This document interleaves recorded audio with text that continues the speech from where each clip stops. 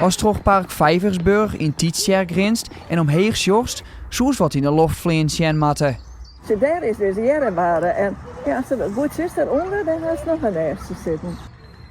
We hebben sowieso al een aantal jaren een enorm aantal nesten van de ooievaars hier in ons park.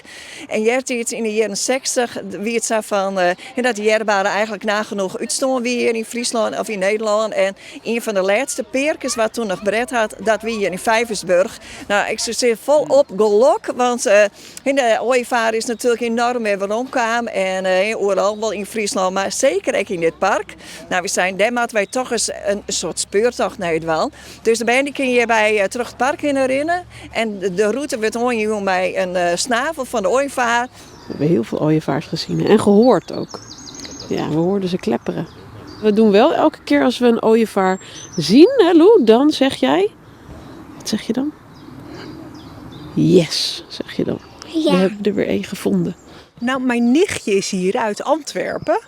En we wouden even lekker gaan wandelen. En nu net ontdekten we dat er ook nog een speurtocht is. Speciaal voor Peerske Manje kinst er ook orenbisten ontdekken.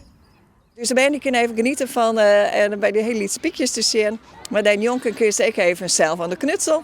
En we hebben hele leuke knutsels van piekjes. Dus ze kun je volop aan de go. Daar ben ik heel benieuwd van hoeveel nesten hebben we dit hier. Dus dat is eigenlijk de vraag aan de band of aan de gezin. Tel eens van hoeveel ooievaarsnesten dat wij hier wel net hebben. Hoeveel jerenbaren heb je?